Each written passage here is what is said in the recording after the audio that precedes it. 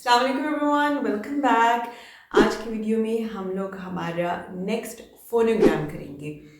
This video is part of the video series जो मैं बना रही हूँ डिटेल में। I know it's been a long time, but इस प्लेलिस्ट का नाम है, you can go to my channel, go to the playlist section and उसके नीचे you will see the playlist method to how to teach a child to read and spell.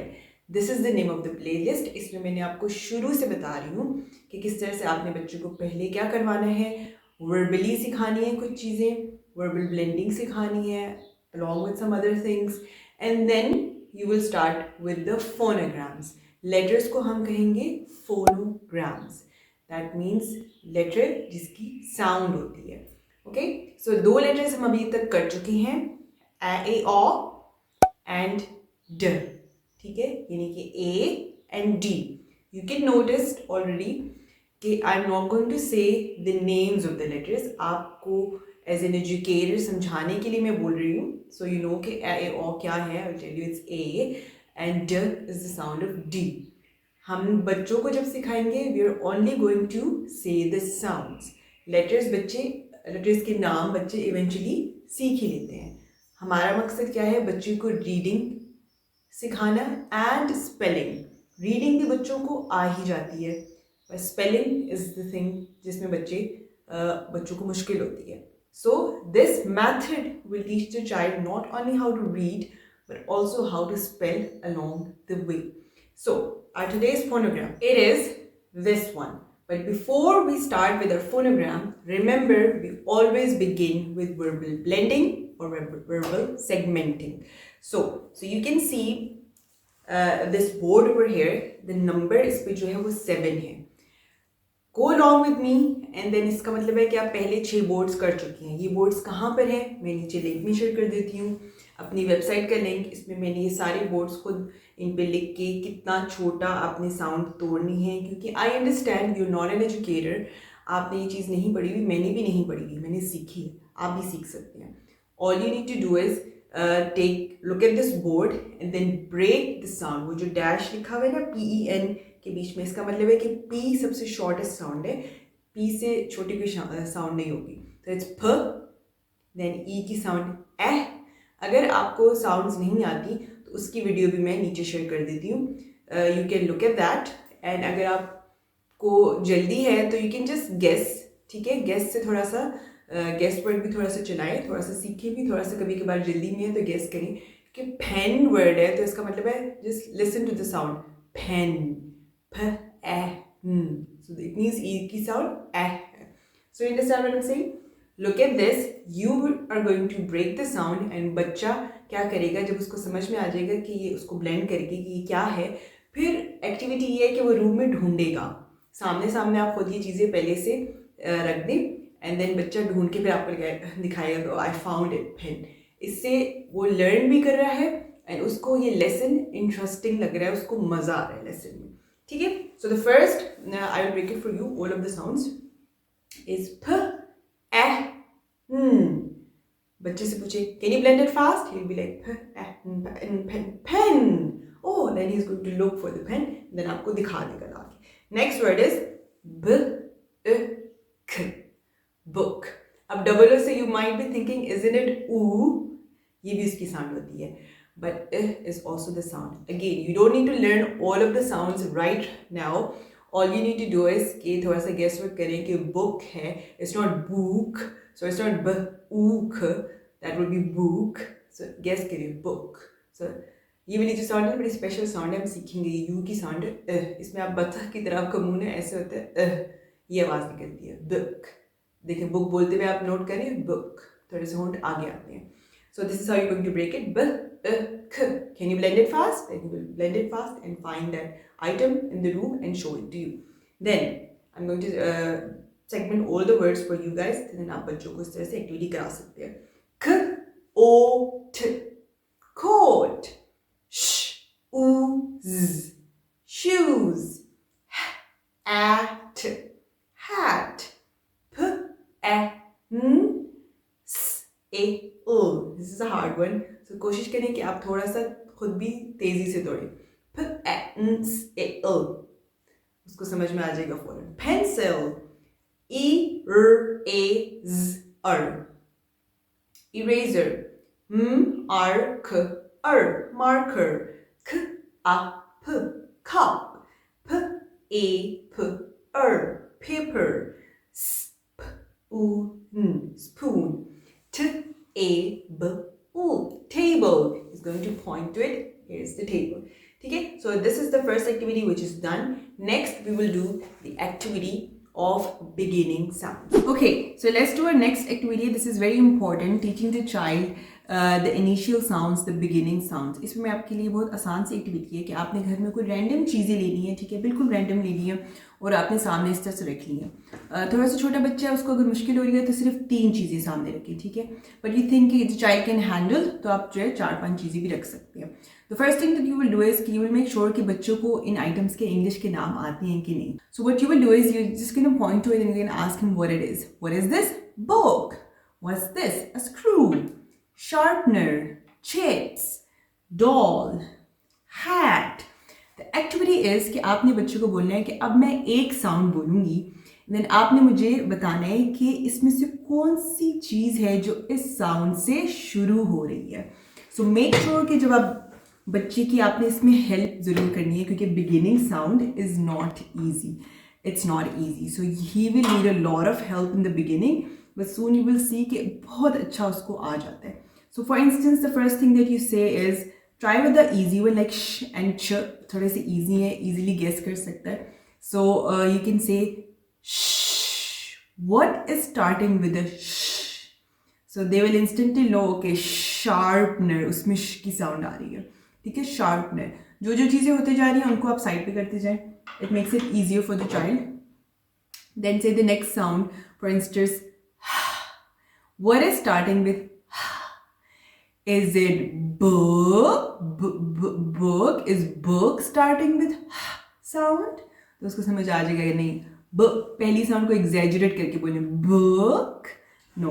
Is chips starting with chips? You'll be like no.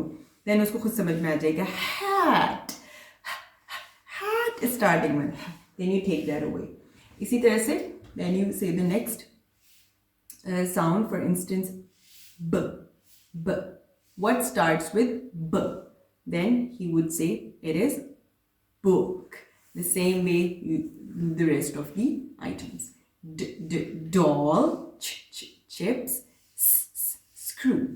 So now you are ready to teach him today's phonogram. All you will do is you will show him the card.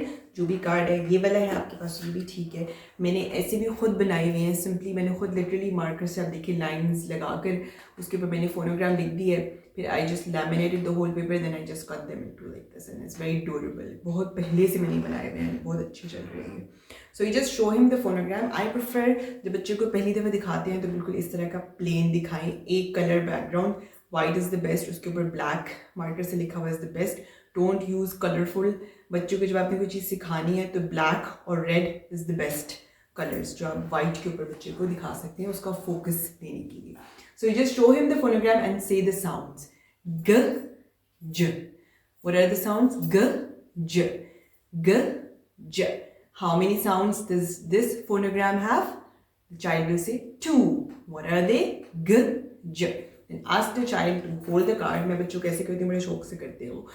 Put it on your head and then just march in the room and say g, j, g, j, g, j. Sometimes I tell them कि आप इसको इसका मुंह जैसे अपनी तरफ करो card का and look at it and say g, j. March and say g, j. So आपका brain register कर ले g, j.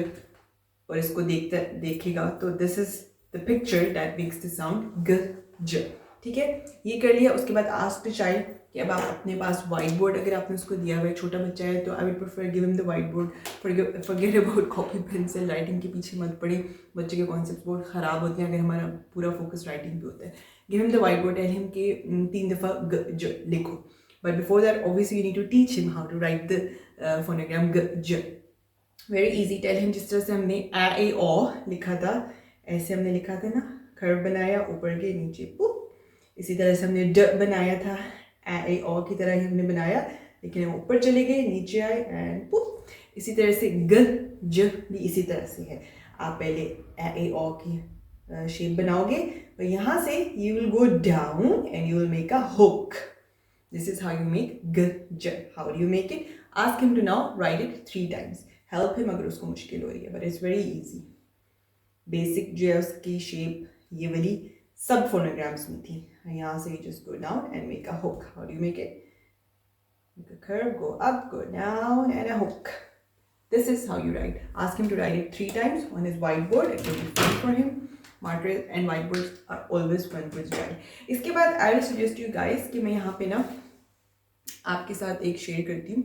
All you do is Google, mobile पे उसको दिखा दी, प्रिंट करने की भी जरूरत नहीं है, पैसे ज़ाया करने की ज़रूरत नहीं है। मेरे पास चूँकि पूरा करिकुलम है तो this is how it is. आपने जी किस किस तरह से आपको डिफरेंट जगहों पे, कंप्यूटर पे, टेक्स्ट बुक पे, बुक्स में कैसे नज़र आता है, just search font, different fonts for G, different ways of writing G, और आपके पास एक पेज आ जाएगा। I will also Google it, मैं उसका लिंक भी नीचे शेयर कर दूंगी आप लोगों के लिए। And look, this is how it is. Just show him once so he knows के एकदम वो कभी ये नहीं होगा कि ये कौन सा लेटर है, यू नो, वैसे बच्चे समझ जाते हैं, but it's good to show him. Specially से आप देखेंगे जो फर्स्ट वाला है ना, दिस इज़ वेरी डिफरेंट। ये देखिए, ये वाले, ये सब समझ में आ जाएंगे बच्चों को, लेकिन ये वाले नहीं समझ में आते। So show them just once and it's enough. बच्चों को याद रहेगा कि अच्छा गज इस तरह से भी लगता है।